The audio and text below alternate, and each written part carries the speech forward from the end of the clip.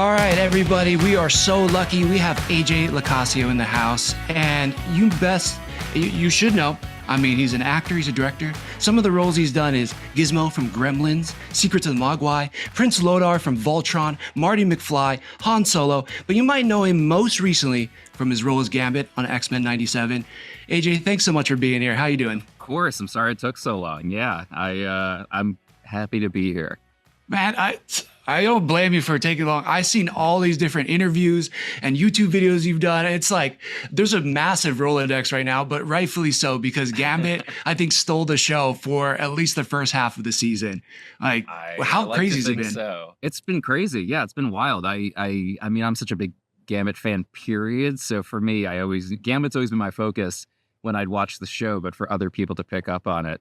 And for all the love, Gambit love to come out has been wild, especially since I feel like my whole life, I mean, this is the case with most things. You're a fan, you're part of the crowd yelling, yay, I love this. And now the yelling is happening at me. And I'm like, whoa, this is overwhelming and weird because I'm part of the story now, which is really, really crazy. Like every once in a while, I'll just text one of my friends. I'll be like, I still can't believe they let me do Gambit, or I'll text Jake from X-Men. I'd be like, I still can't believe you guys let me do this. So I don't think I'll ever fully take it in. It's a lot. Yeah. And right now the hype has been wild. So that's so awesome. Yeah, that's so awesome. It makes me wonder though, what are you busier with these days? Is it the podcasts and the interviews, or is it all the dates because of your shirtless pic that was posted from Out magazine? Oh, it's not the dates for sure, unless you're considering dates with my chihuahuas, hanging out with them. And it's funny, the random interviews definitely takes up a lot of time where it's like, okay, I'll do a podcast, but I've also sort of tried to, as much as I love doing these, I've tried to kind of slow it down because it's 5,000 degrees in my booth. And, I have to wear some kind of like tank top because I'll die in here. Yeah, you do. Yeah. Also, you gotta show off my Muppet Vision 3D love. Nice. Anyway, we'll just show you. I mean, I have the shirts. If we're gonna be showing off shirts. Yes. Yeah, if we're gonna show off shirts. There you go. Hot Topic for the Gambit shirt, and then I want to say Target for your shirt. Is that what? Amazon. Sadly, it's Amazon for all things nowadays. Okay. Yeah. No, that makes sense. Sorry, my phone just went off, and it's the Star Tours jingle, so I'll turn that off. Ooh, that's a good sign. Yeah. But yeah, no, I've been busy with just work, and also I make little Halloween figurines called spoops that I've been painting for 6 months, so that takes up a lot of time. But yeah, that's mostly what it has been. That's very cool. It's very cool. I remember what the question was. It's like, what have you been busy with? Kissing my dog. Everything. And painting. Well, that goes back to you have such a long acting career of both animation and video games. Can you kind of tell us a little bit of the difference between those two aspects? Between animation and video games? Yeah. It depends. It's weird. So with a lot of stuff lately, with a video game, there's kind of two ways to cut it, where you're either brought in and you have a bunch of random disconnected lines that are just like a laundry list. And it typically doesn't come in a normal script format. It's just like, here's a line, here's a line, here's a line. And they'll tell you like, you're in a helicopter. And then you just sort of bark out whatever it is. But then there's also the other side where it's like motion capture, like with God of War or Jedi Fallen Order, or what else have I done? I don't remember. This is about Horizon, where you go in and you physically are in the space, and that's wild because it's like you're in spandex, it's super itchy and uncomfortable, but like you're in a big white asylum room where you're actually interacting with actors, and that's for me, that's my favorite thing to do. Because you're pretending, it's like, oh man, I'm holding a lightsaber, or I'm shooting a blaster, or we're in a spaceship, and that's the best. But for animation, it's either you're in a room by yourself and you have like a regular film script where someone reads the lines, like the director, and then you respond to them, or like for Voltron, we were in a room full of people that were all, it was like the whole cast, so we'd all be acting together and standing there and waiting for your turn, but you have people to bounce off of, which was, for me, the highlight. I'm really hoping for X-Men, if I get called back in, that if somehow something happens with Gambit, that I would get to, or if they ask me to do someone else, that I'd get to sneak into like a group session. That would be awesome. I'll play, I don't know, Toad or someone, just so I can. But I have a feeling Gambit might be back in one way or the other. Who but knows? We'll see. We'll see. I have no idea. I know nothing. Who knows with the three of us? I think one of us does. But yeah, you never know. But I think because of the pandemic, all that sort of traditional, you see footage of like Chippendale Rescue Rangers or Pinky and the Brain and stuff, but they're all in a room together. And so we haven't really gotten to have that experience, except once a while ago, me and Lenore got to do something really quick together that I don't remember, but it was like, it just basically like an intro and a couple of lines just to be like, hey, you guys should meet. And so that was really cool, but that was more traditional than usual. But I would say in traditional animation, you get a whole big room of people and it's really fun. And a lot of stuff doesn't get done though, because typically someone's making a fart joke or or making. I bet I can do this noise, and then it gets. Yeah, there's a lot of that. Like Nolan North on Voltron was constantly like he's like got the biggest dad energy, and he would just come in and make every kind of dad joke you can imagine. So the entire session would be devoted to whatever Nolan's dad joke was, or Tyler Labine, who was Hunk on the show, would just start making fart jokes, and then Josh Keaton would start going, making fart noises, and then it's would hard. get me every time. You get like 10 Roger Rabbits in a room. It's really tough to contain everyone, but it makes it fun. That's awesome. I think Frank, it's cool. I think I'm going to jump around a little bit. We had a question on improvisation. And so it's like, how much in animation are you allowed to improvise? With X-Men 97, it seems like you were saying it's more traditional in the script, but like, is there room to kind of play with it?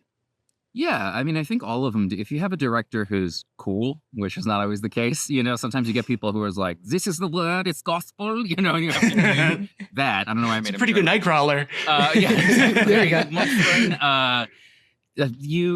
go. There's usually leeway, just because it's like, it depends on the show. I mean, like for the Crude show, which now I've done 2 of those series, which is wild. There was a ton of improv because it was just like, what's funny? What's a funny way to add on to the end of this or add things? And sometimes that'll become its own joke. Or there was like a character for Crudes that I did that was called, it was Bait, as in he was bait, C, as in the letter C, like ABC. And I just was like, I'm going to do my friend Ivan, who I went to college with. And I was just like, I did the line. And then I was like, yeah, man, at the end of it. And they thought that was really funny. So I was like, I don't know. Yeah, man, let's do this. And then they started writing him into the show as Batesy, Baitsy. And then he got his own like whole arc because of this weird improv I did. And his catchphrase, they started writing in the script, yeah, man, at the end of things. That's awesome. So there's like weird things like that was a very freeform, fun show. So they allowed us to do that. But with like X-Men, I would come with like my homework of different Cajun words or things that I had a friend of mine, Chet, record of like what would be appropriate in this situation to say. And so I would try to throw that in. But it doesn't, I think the only thing when he flies, Gambit flies out of the X-Jet, he says like, Mon Dieu, and then Kia when he sees Genosha. And I think those are the only ones that made it in. I tried to change the coffee when Gambit's serving coffee to Cafe au lait, but they kept it as a cappuccino or something. And I was like, I was trying to make a Cafe du Monde reference, but that would have been awesome. Yeah, they didn't let me. But I tried. But you also do so many takes that inevitably you'll start improvising. Like there's a thing for the Disney cruise that I did a while ago that if you are on the Marvel Days at Sea, I voiced Thor, which no one would ever know because there's not like there's credits, but I improvised a whole thing that they kept. So on the loudspeaker, when Thor was like, come meet me at the, promenade, I've done a whole thing. Like I improvised a whole thing about writing a book and they kept it in. And I was like, oh, that's amazing. So you never know where they're going to let you play. Yeah. In that moment, do you try to embody Chris Hemsworth or are you just like, hey, this is what Thor sounds like in my head? And it's a little bit of both. Because it's like, I think whenever I'm doing something that's an actor or a live action person, there is that feeling of wanting to embody his sort of strange energy where I'm not trying to, he's got a sort of weird round way of speaking. And just a sort of silliness, I guess, is Thor has sort of a blunt confusion. He's determined but confused and maybe doesn't have the highest IQ.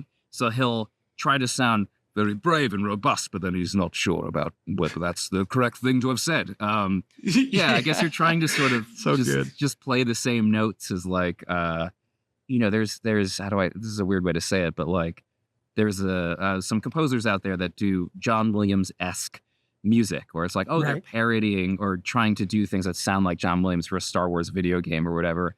And that's kind of what I feel like I'm doing in those situations, where it's like you're trying to just remind people of that character or play those notes, which is always an odd way to think of it. But yeah, I don't know if that made sense. Hopefully it did. Yeah, very interesting. Okay. All right. And then you were talking about when you're improvising, different directors play it differently. Has there ever been a time where a director's given you a note that you've really taken to heart and has improved your voiceover work? That's a good question. Yeah, there was something I did where the character, how did he say it? It was for a movie that was canceled that I'll never be able to mention, but it was something for Disney. Okay. And it was awesome. I was doing like a British character that was like, here's how I need to do this. We need to go over here and do that. And it was just sort of someone that, like a professor of some sort, let's say. Mhm. And the director kind of kept being like, more, and he kept using one word over and over and over again. And I forget what it was, but he just kept saying like this, and I wasn't getting it. And then he went, he's passionate about everything. And I went, oh, okay. And so every little moment, I was like, yes, this is what we have to do. We have to go in here and we investigate. And he was like, that was it. He was like, once I said that changed everything. And I was like, well, that's sometimes what it takes is just finding the right phrase to get into someone's head. Because he kept saying something like louder or something that was like kind of empty or meaningless. But then he said he's passionate about everything. And it's like, oh, okay, every nook and cranny he's fascinated by it. It completely changed how I read for the rest of the movie. But yeah, that happens every once in a while where someone says something that it's like it finally breaks through.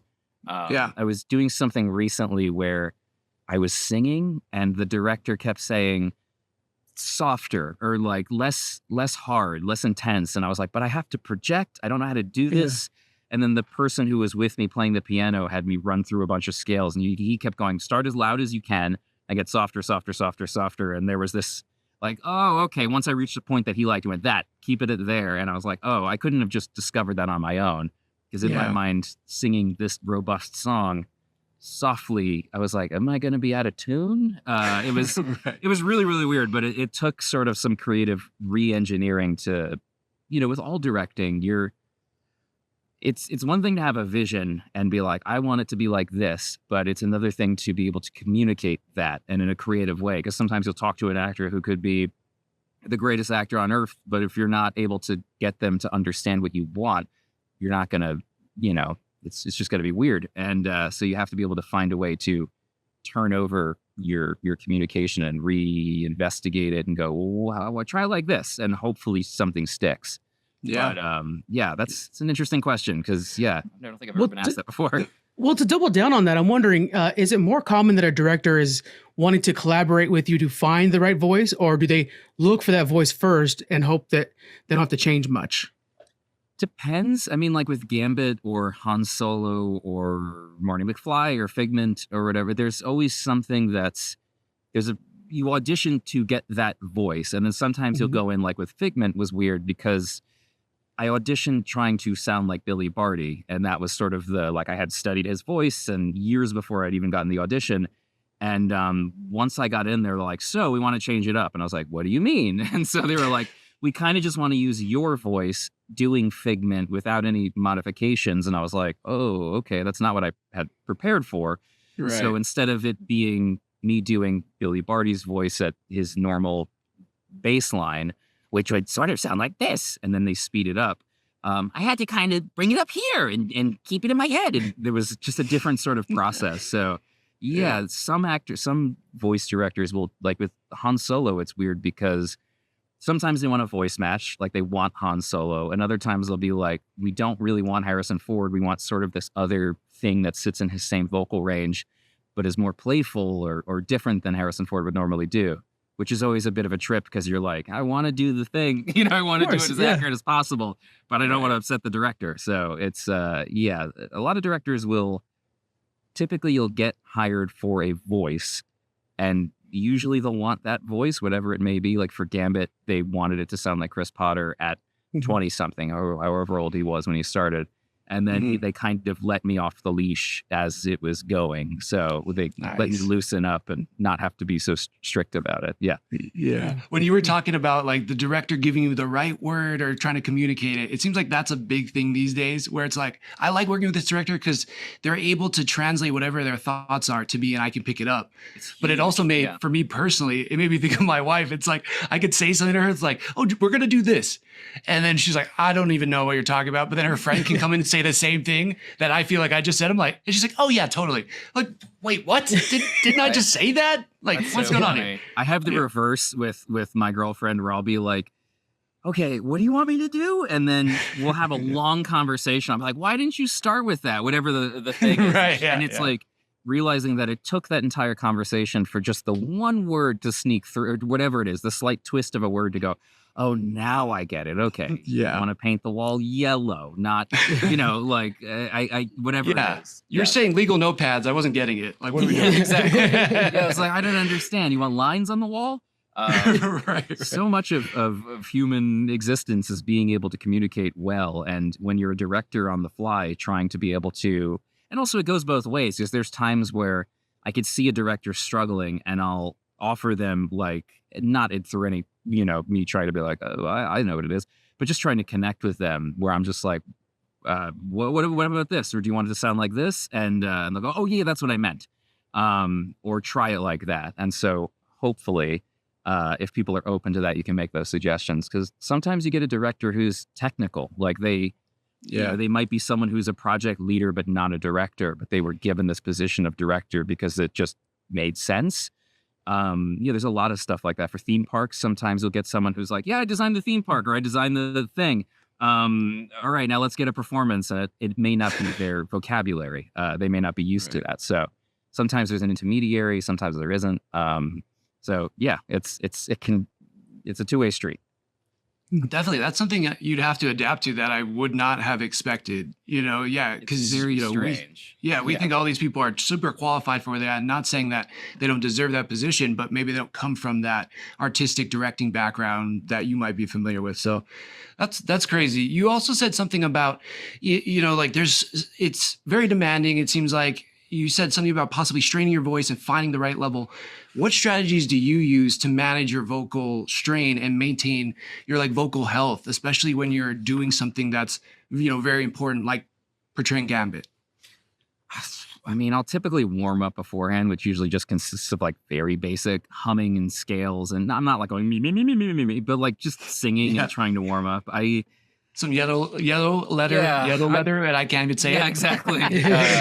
It's not my area of expertise. I've taken some vocal lessons to try to help with singing and stuff, but I typically will just sort of hum and warm up and get my, can't just wake up and then go voice something. I mean, you can, but trying to just get your, it's like stretching before you work out, where it's your muscles are sleepy and you need to try to make them more malleable and warmed up so that when you do it, you don't get hurt. And that's, so far I've been okay, but I do know people that have blown out their voices and stuff from just jumping into a session, and it happens. Yeah. Sorry we threw that bad juju on you then. No, I mean, it's a thing. I've definitely heard my voice doing stuff, but mostly in my younger years where I was just like, what do you need? Yeah. So.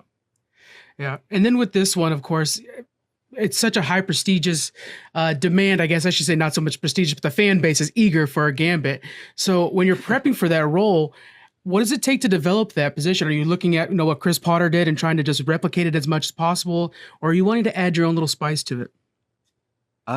So in the beginning, it was definitely the audition I had done initially was just match Chris Potter at 20 something or 30 something. Yeah. And so that's just what I did. I listened to it over and over and over again. And then when I sent in the audition, I had also done, I want to say I added the name is Gambit, remember it, at the very end of it, which wasn't part of the line or wasn't part of the script.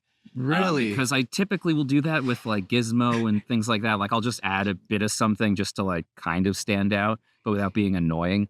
Hopefully it's not and now here's an entire monologue. But yeah, I'll typically add a little something here and there. But with Gambit, it started off where they're we just want Gambit to sound like Gambit.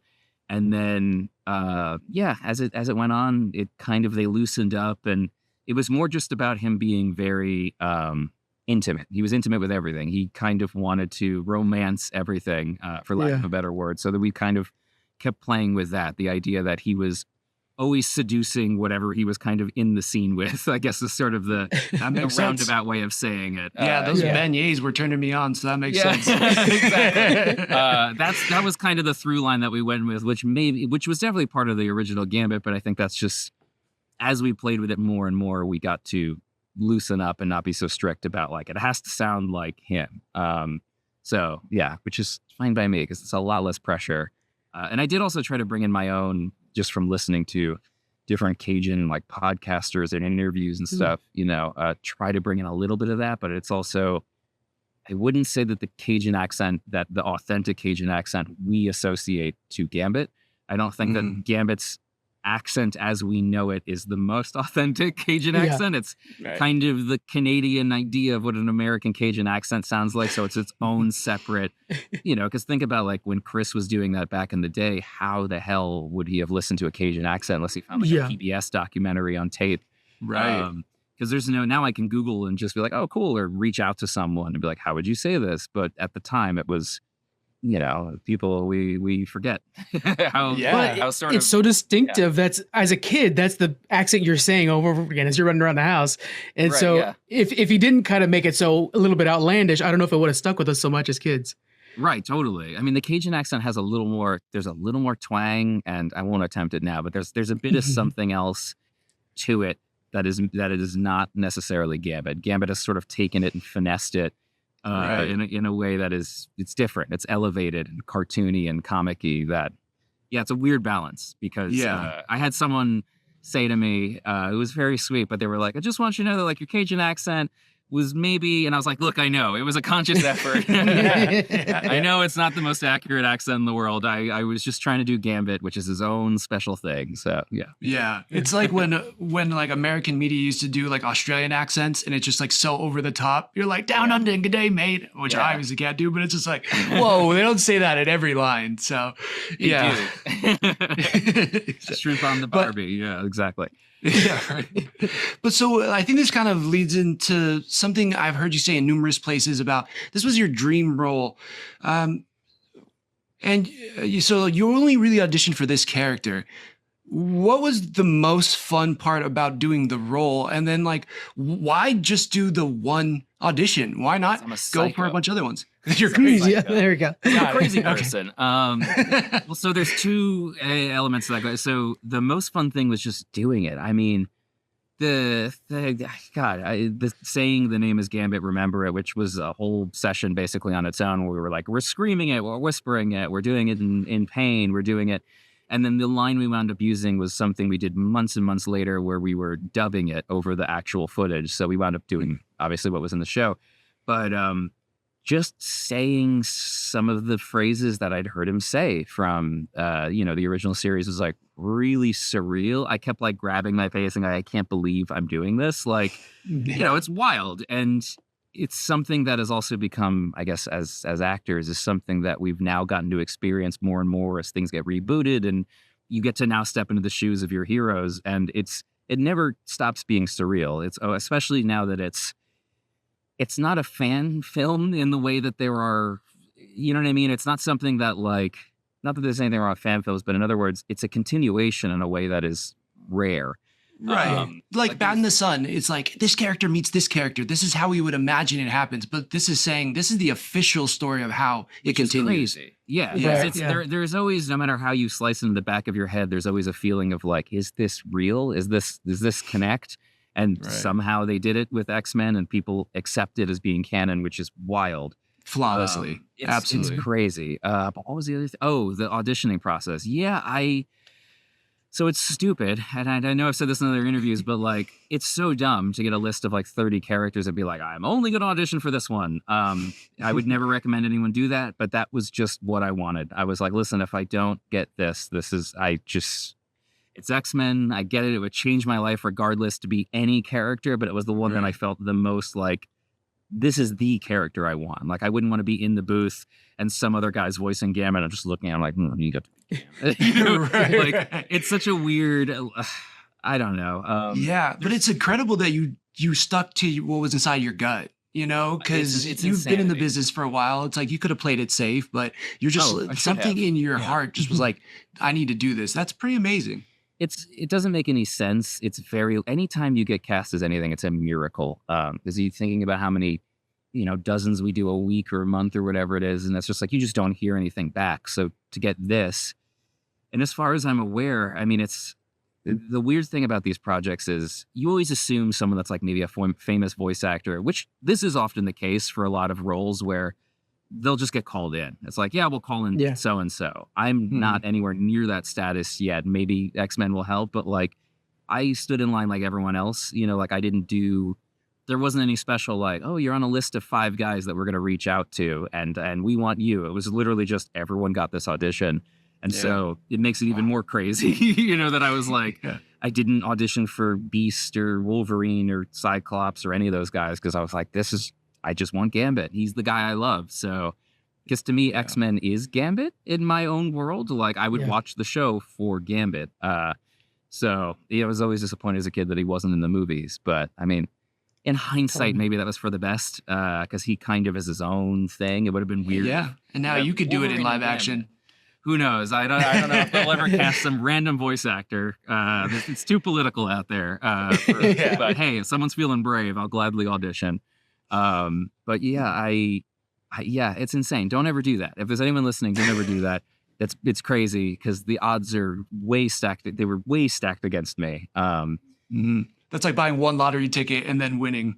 It's nuts. I mean, maybe if someone believes in cosmic karma, the idea that like I poured all my effort into that one audition, I didn't mess around with, because you have 2 or 3 days, when you get these things, and so all my effort was just doing that audition over and over and over again. So maybe it would have been half as good or half as concentrated if I had also been like, or maybe less if I had done other characters. But I was just like, this is all I want, so I just did it. I mean, I re-recorded it like 15 times. So I just kept doing the audition. And then I did send it off to like a friend or two. I was like, you never heard this, but like, does this sound good? Does this sound right? And for the most part, they were like, yes. Or they'd be like, change this. But yeah, it's bananas. I don't know. I'm still not sure why or how, but I'm thankful for it. So that's awesome. Frank, sorry, I'm going to probably go off script here too, just quickly. I'm wondering, you talked about you cosplayed as with your little brother or just, I don't know if it's your little brother or older brother, but with your little brother. Yeah. What was his reaction to finding out like, yeah, I got Gambit? He lost his mind. He was like, what? Like it's crazy because he does film and stuff. Film Valor is his Instagram, I believe. Or maybe it's different, but it's he's crazy for this stuff. So him and I both were like, I don't know how to communicate it to him. He doesn't know how to communicate his excitement to me. We're both just like, what is this? It's very surreal. And yeah, he freaked out. I freaked out. And I also had to keep it a secret for so long, which is because, for like 3 or 4 years, I had to keep it a secret. And that's also crazy. It's crazy. Yeah. And there's the sort of superstition whenever anything good happens to you as a human being. I think we're all like, I don't want to talk about it because it might not happen. And so up until the show was finally released, I think every one of us was just like, God, I hope I'm not recast, because they could at the last second be like, screw it, let's get Jeremy Irons to play Gambit or whatever. I don't know why Matt Mercer in here. Yeah, exactly. Matt's a great guy. He could do it. But yeah, no, I don't know. Yeah, I my brother and I just lost our minds. So it's a shame he's not close. He lives on the East Coast and I'm on the West Coast. So if we had met in person, I'm sure I would have been like, but yeah, really surreal for all of us, as in me and him, and that's it. With the casting on this one, you were talking about how sometimes people just get called back in, and this is kind of this weird hybrid cast where, Lenore is Rogue, and so some people were just coming back in, and I was thinking when you were talking about playing other people, I'm like, oh, you probably should have gone. If Chris Britton didn't come back, you would have been a great Mr. Sinister as well. Interesting. But that's a cool character. I would have loved it. It is, right? I bet it'd be fun to play. I don't think he was. I don't remember him being on the list because I have a feeling if I had seen Mr. Sinister, I maybe would have been like, maybe.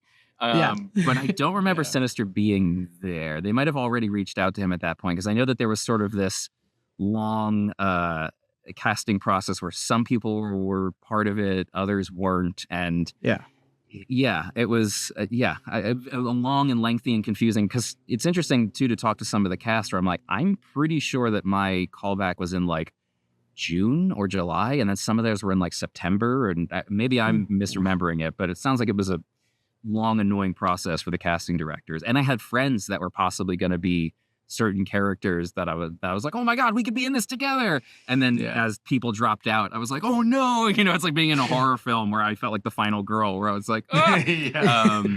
So it's only be left. It's very scary. I remember like just sitting in a park with my dogs, like just reading Gambit comics, trying to like, I don't know, manifest it or like just get my brain off of it. But also I couldn't stop thinking about it.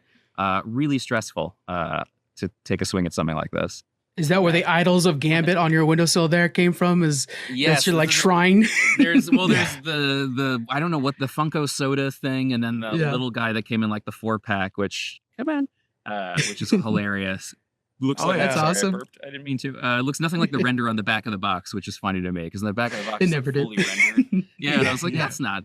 But man, to have a little 6-inch action figure of someone I voiced is insane. And I think Gambit's the first one that is, because I have like Han and Emmett and stuff, but they're not specifically to the thing that I did. I don't have like, it's not like they, for Emmett, they're like, as seen in the Lego movie ride, or whatever it is. Right. But that's specifically like, oh, that's my Gambit, which is really wild. Yeah, I just realized I have a bunch of shit. Sorry, can I say? Yeah. But rightfully so. I know. Yeah. I'm going to reach over here, let Frank take it away, but I'm like, go ahead. I'm going to show off my Gambit now. Mine's collecting dust. I forgot to pull them off. I got them in all the different shelves. I got the Funko Pop where he's throwing it. There you go. Yes, I love that figure. I'm like, I know that guy. He's in the, mine is hanging up on my wall, and then I have the loose one, which I couldn't fit in here, up on my desk as well. I have so many Gambits, but I also had so many of them before the show was even a thought, because I just have a little IKEA cabinet full of X-Men stuff, primarily Gambit. So it's something that I've just been collecting, and now when someone gives me Gambit things, I'm like, yes, add it to the collection. Yeah. I'm like General Grievous, where I just open up my cloak and I put another Gambit inside. Yeah. Just multiple Gambits you've collected off of corpses, for sure.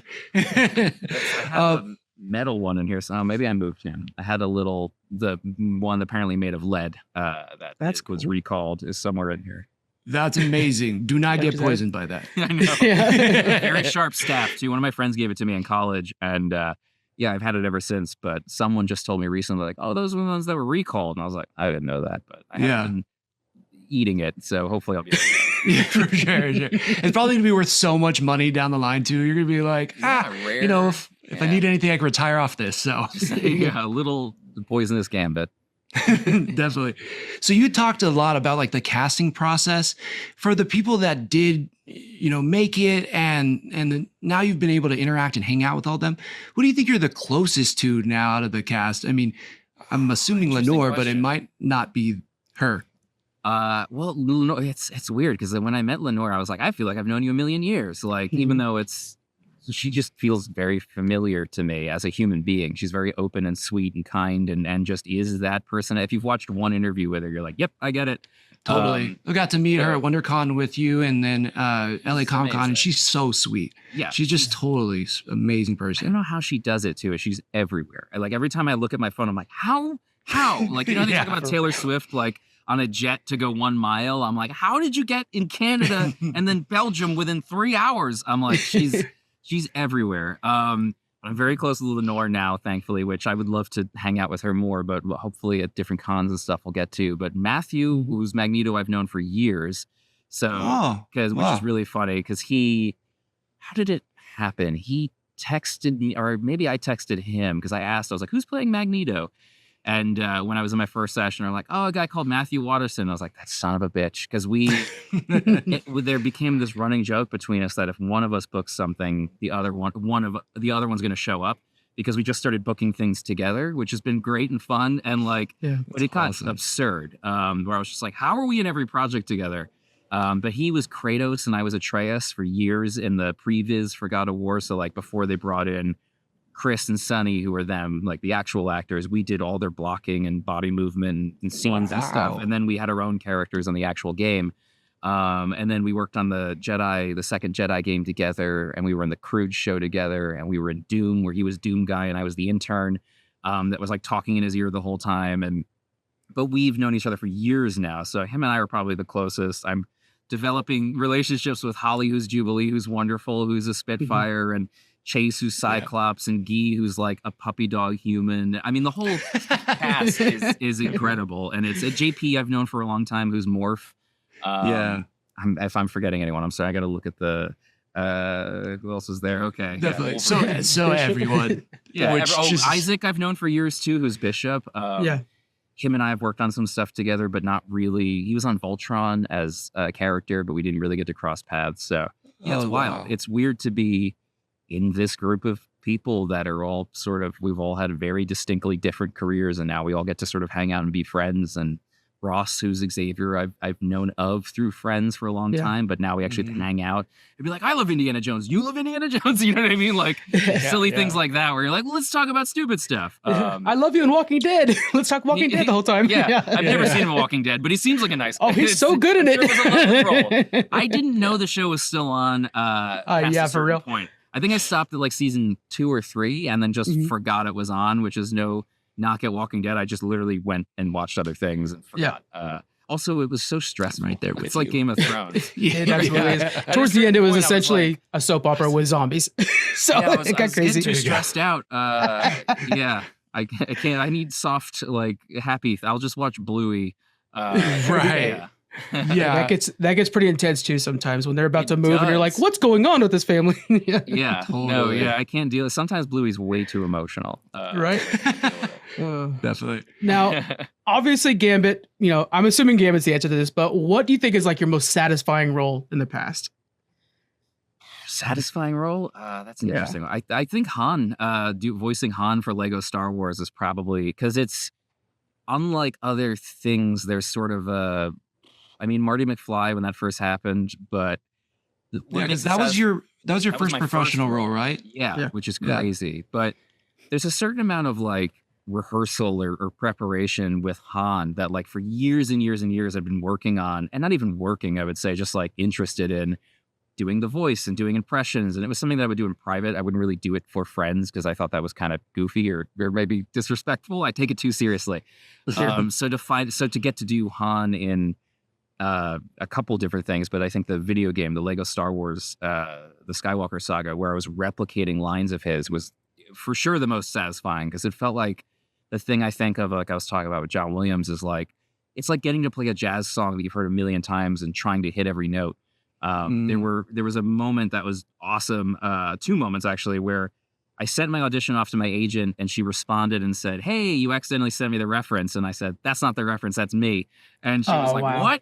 I was like, there actually was no reference. And she's like, I didn't even know that. She was like, all right, sending it along. And then when I went to record, Matt Wood, who's he voices Kylo Ren, and he's also funny General Grievous, who I just brought up, the original prequels. They would play the reference as in like the original trilogy Han.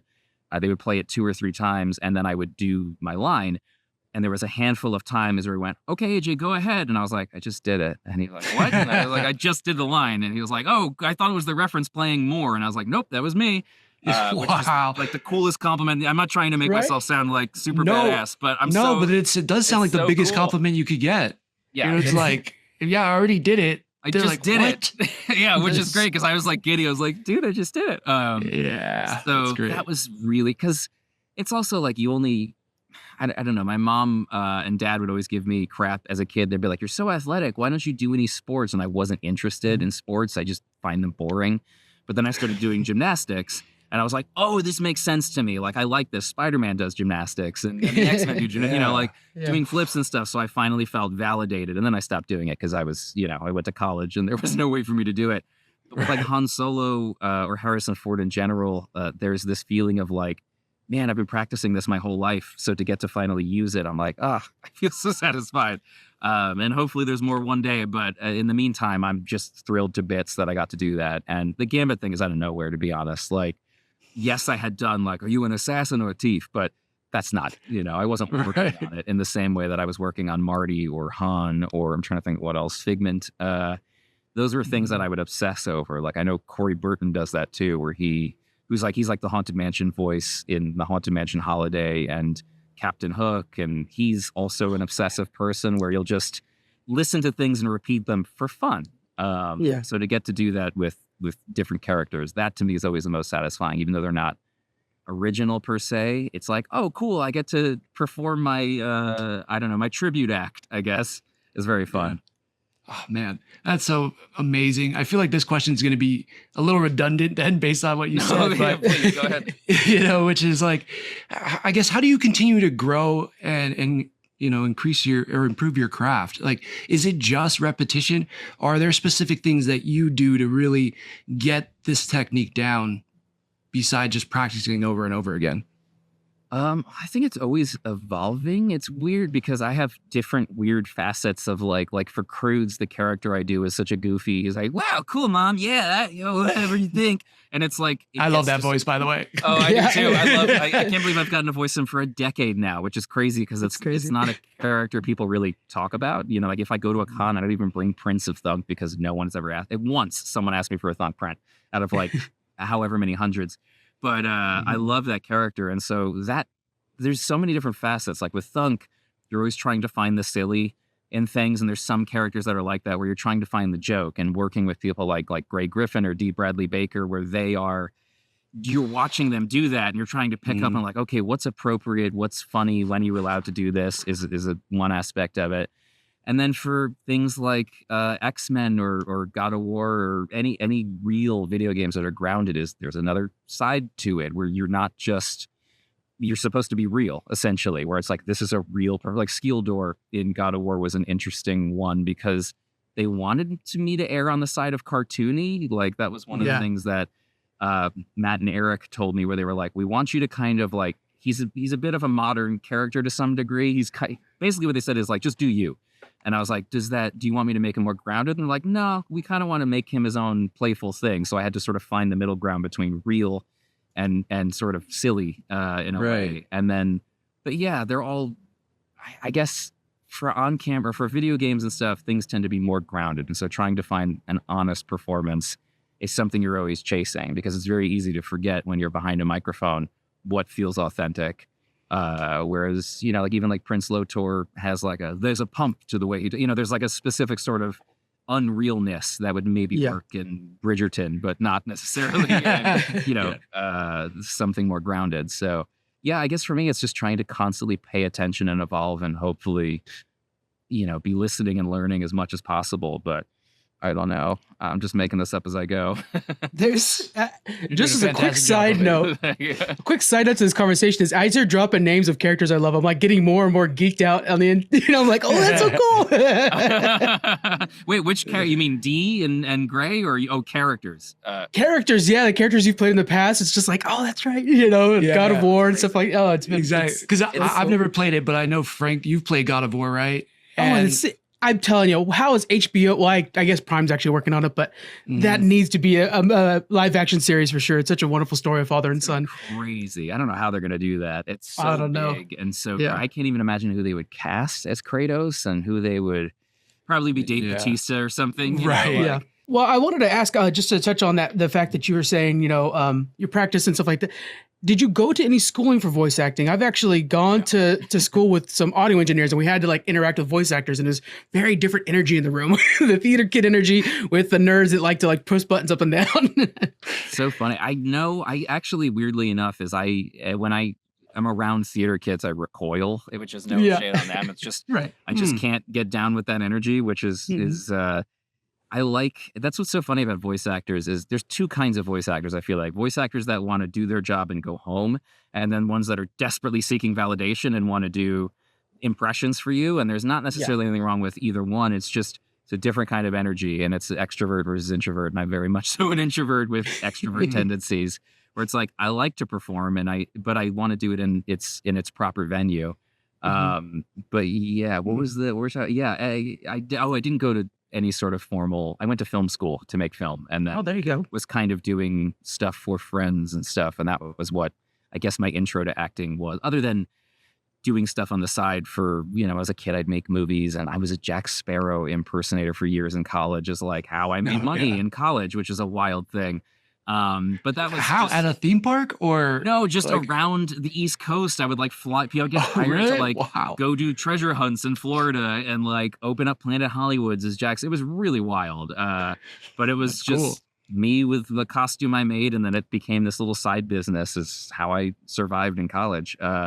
Yeah, it was very odd. So I guess it's something that I have a tendency for, but I also just I find theater energy to be fairly exhausting because it's very big, and I just want to chill out. And then when we're on the stage, let's go.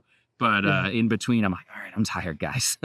Yeah, you're just a contained rocket. It's like you gotta just point me in the right direction. I'll go, and then that's a nice way to say that. One of the first, so I got to work with Christopher Lloyd on Back to the Future, and which is a crazy thing to say. And he's like that, like very much so, where he's super, super quiet between takes. And then once he goes. And it felt very validating to be like, oh, Christopher Lloyd is one of the most robust, biggest presence in anything he's in. He's always so loud and kooky and crazy. Like between takes, he was just like, yeah, okay. He was just like mumbling. And I'm like, outstanding. Interesting. I was like, oh, so you don't have to be like, hey, buddy, looking good. Have you been working out? Like, yeah, that was a good impression of me. No. Actually, yeah, that fits you perfectly. Was it? Oh, I'm sorry. No, but I understand the sentiment. My wife's very much an introvert. I get it. I'm too much for her too. I just get tired. I'm like, hey guys, let's all calm down. I'm tired. Totally. Yeah. And I do when I'm around close friends, I'm very much so verbose. But yeah, when I'm around strangers, I tend to do the opposite. Where like I'm just quiet and just kind of waiting for my turn. That's why I don't like going to. I have my agent's waiting room. There's a waiting room sometimes where we'll do auditions from, and it's every theater kid you've ever seen in your life, and they all know each other. Like, dude, Rod, looking good, man. And I'm like, I want to go home. So I tend not to go there. That's awesome. So I'm guessing with that, do you have like your own routine then? Are you like listening to music and just reading, or are you, in those moments, are you like, okay, I'm forced to be social? Like, how do you lock in to when I'm going to have to perform in a second? Yeah, I mean, it depends. You mean like for acting in general? Yeah, like for that, like, you're in the waiting room for a role, but again, you have like everybody else trying to audition for the same role. Like, what's your process in that moment?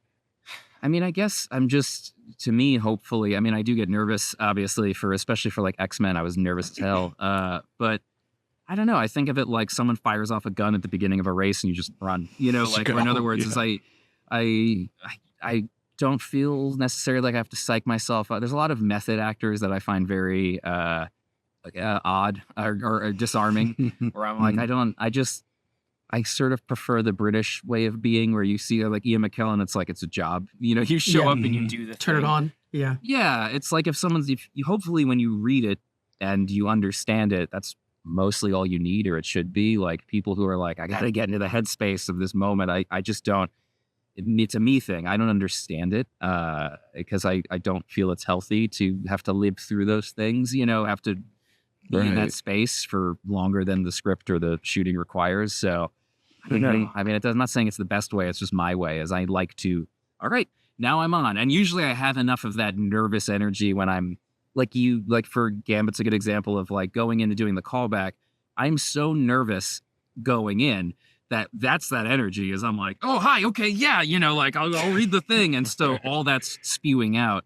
But beforehand, I'm not like in the waiting room, like trying to get into character or anything. I just kind of hope I understand it enough that you can go from 0 to 60 when it's time. And sometimes it takes a couple takes or whatever, but yeah, I don't know. I don't really know how to answer that. No, I think that was a fantastic answer. Okay. Yeah. Yeah. No, I like that. It's was a great. job, once it's like a race. If someone fires the gun, you start running then, and hopefully you know how to run at that point, so right. That's something I'm going to be paying attention to, though. Like with Christopher Lloyd, I'm thinking back to his Taxi roles, where he was kind of like this Kramer-like character bouncing up the walls, right. And to imagine that he's able to turn that off and back on, just as a testament to his acting performance and stuff like that. Even more so, that is not just him impersonating himself; it's actually him like, all right, time to be this character and go. It's like playing an instrument. I mean, I use that analogy a lot, but it's like if you play the trumpet, when you're hanging out with your friends, you're not playing the trumpet at them. You know, once the trumpet goes up and you get the music and you start sight reading, like I'm blown away by, I've gotten to sit in some sessions for like the Gremlins score when they're scoring it. It's like, here's the sheet music and go. And it's like they've never seen it before. Like it's the same sort of headspace where it's like they weren't practicing. I mean, they may be practicing in the room beforehand, but for the most part, it's like you have to sight read is kind of how I think about it is even if I know the script, you're kind of sight reading in that way. And that's maybe not something I've really heard anyone talk about, but that's kind of how I view it. Is like, I'm not playing the trumpet in the waiting room. You know, it's like, all right, time to play the trumpet. Hopefully I know the notes or whatever it is and I can read. But yeah, it should hopefully be something that people I know that obsess over roles. This is my own side thing.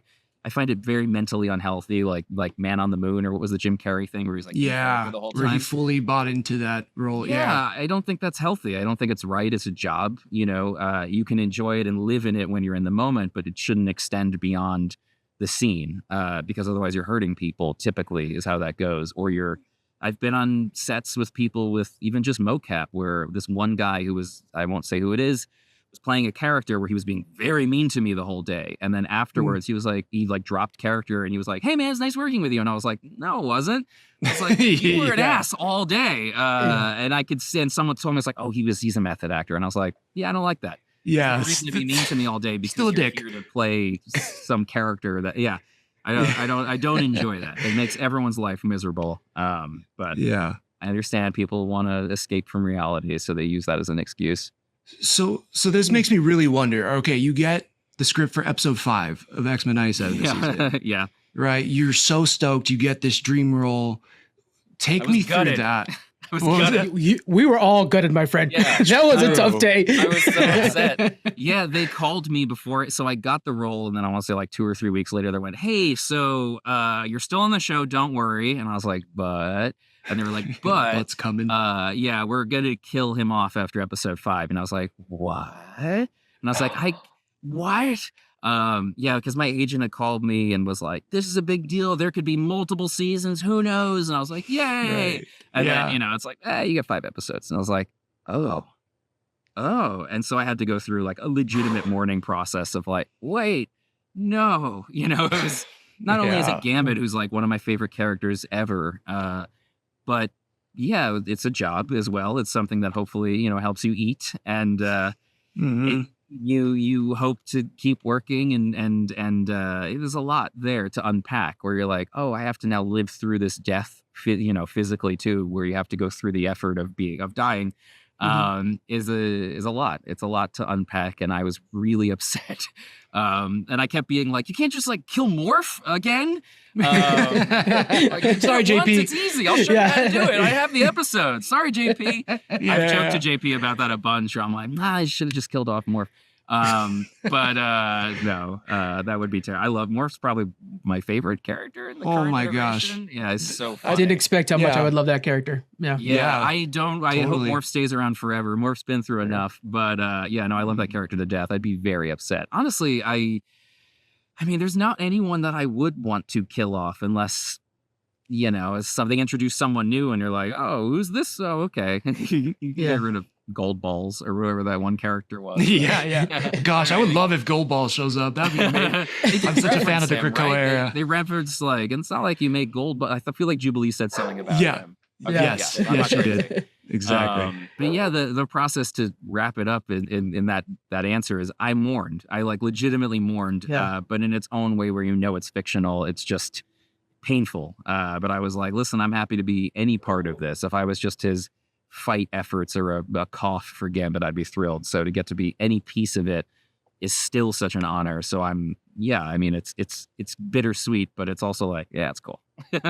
that episode too, the way that, we've had so many discussions about that particular episode, of course, as X-Men 97 and as a whole too, but the way that things left off with Rogue, where you're like, man, does he know that Rogue chose him? And no, the betrayal. It kills me. Just doesn't. He's not psychic. I mean, that's how much he loves her. That's the thing that kills me is he loves her regardless. And whether or not, it's reciprocated, he's still going to do what he can to protect her and save the other mutants. And, it's my feelings about it is in that moment, this was his way of feeling useful as he felt he felt like he wasn't necessarily part of the X-Men or part of the group. He felt like he had nothing really to give. And so in that moment, that's what he had left to give, was his sacrifice. And so that it makes sense. I mean, I think that it completely wraps up. It's the sort of rare writing that I feel like we don't get in a lot of shows where their setup and payoff and character arcs make sense. Their motivations make sense. Like, it's such a rare thing that it's so well done that it justifies itself. It's not like just some needless death. It has stakes and it has consequences in a way that so few things in modern storytelling do. And I think that's why it sort of blew up the way it did, is it's it's a rare thing from older storytelling. Very true. Yeah, it was so relatable, and I think that was one thing we complimented in this show. It was like the setup and the payoffs were fantastic in this, and compliments to the writers and how you guys performed it. But Frank, but a small piece, but they killed it. Yeah. The fact that the community, I mean, we all mourned together when Gambit passed, and it was not just shock because, oh my God, they killed off a famous character, but also being like, man, the situation, the way it built up, and it felt earned and the right.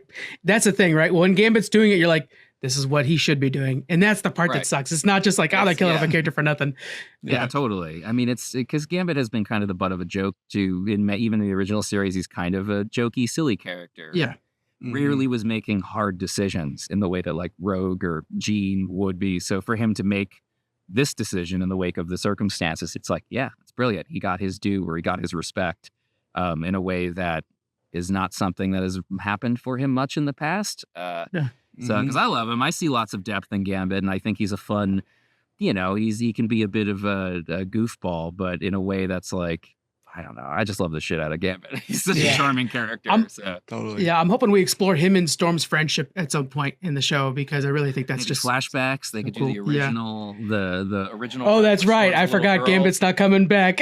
No comment. I don't know nothing. You don't know? Okay. A little laser will show up on my forehead. Speculate. But yeah, I mean, hey, there's that origin story. Flashbacks. Which I would love to see animated. You know what I'm talking about? Where Rogue becomes a little girl. And it's like in the very first run of Gambit stuff, and Gambit shows up and is like trying to, anyway. Annie, I think, is the character's name. There's like an egg. Shoot, I'm not sure, but I think there's so much they could do with it. But I will say, and I know you're like, I can't say anything. We got Apocalypse picking up a card. This is true, but I don't know what that's about. What are your thoughts on it? It's cool. I love it. I don't know what it means. Okay, perfect. Oh man. Who knows? He's got that NDA pinned right in front of him. There's also That's a all right. shotgun attached to the NDA. No, I mean, it's even if I could speculate, I wouldn't. Yeah. I like to open my presents on Christmas, so you know what I mean. Nice. Like that's how I love it. It's not fair for me to speculate one way or the other. But I mean, I love Gambit. If it became the Gambit show, I'd be okay with that. Just Gambit we would only. too. Yeah, Gambit and Rogue. That'd be dope. Now, if I remember correctly, you had said you added the "Remember It" line. Is that right? No, I didn't. Oh, I added it to my audition. To the audition. Okay. Not in the final thing. That was written for me. Okay.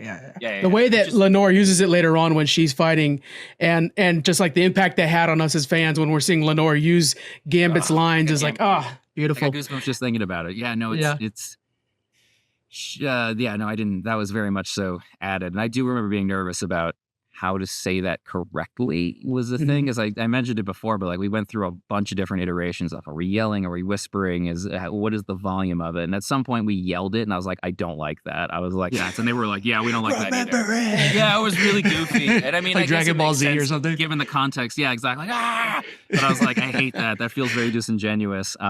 The only thing I added it to was my audition, if I remember. I have it somewhere on my computer, but I don't know if I'd even be allowed to release it. Yeah, but I'm pretty sure I added something from the cartoon, and it was probably that, which is fortuitous, I guess, in hindsight. Yeah. Man, I feel like I could ask you so many questions about it. This was, X-Men 97 got me into comics and superheroes and all that stuff, and I feel like we could talk to you forever, but we know you're busy. So is there any future projects that you have coming up that we should keep an eye out for? Anything else that you're working on that that you can talk about? For sure. Nothing I can talk. I don't know. I mean, God, what would I've got my little figurines I've been making, but I'm not even like selling those. I'm just making them. The spoops but that's just my thing. Where can people find that? On your Instagram page and everything? The underscore spoops on Instagram, but they don't have to follow that. That's just my silly little side thing that I do. Links in the description. Exactly. But yeah, I don't know. We'll see once things come out. I just did something for Wayfinder with my friend Joaquin DeSantos. He had me do a little character in a short that he did that was beautiful, and that's up on my Instagram. But yeah, I don't know. I don't think I can talk about anything that I'm working on. Yeah. Which is great because you don't know if I'm actually secretly very unemployed or if I'm on such important things that I can't talk about it. That's what's funny about this stuff is it's like you could just play coy and no one knows. But yeah, no, I think if I say anything, I'll be shot. So that's so important. Got it. Yeah. Very important. Yeah. Well, I've had such a fun conversation with you today, AJ, and I really appreciate you hanging out with both me and Thomas today. Yeah, of course. Thank you guys. Thank you for having me. And I'm sorry it took so long to get through to me. It's been a year so far. So a lot of stuff has gone on and in both good and also very bad. So it's been a lot. Man.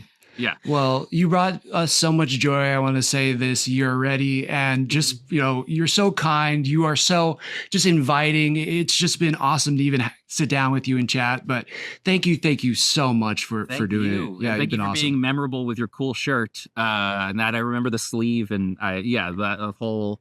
Yeah, you were very sweet and kind. And one of the people that stood out as being nice in that when we left WonderCon, I was attacked basically because there was no exit, and you were very sweet in a way that I was like, oh, this person is I'm down with this guy. He's neat. Yeah. You were very humble and kind in a way that other people were like, take a picture with me. And I was like, right. You're like, they're humans too, guys. Relax. Yeah, and your shirt stood out too. I was like, it's like you're like a human arcade with the little stamps. Oh, the logo's down. Yeah, it was really cool. I was like, I like this. But yeah, Frank, it's so nice to meet you. Thank you guys for having me on. And thank you for also not making me stay in I'm sweating profusely in here. So thank you for keeping this contained. Yeah, you're very welcome. I feel you.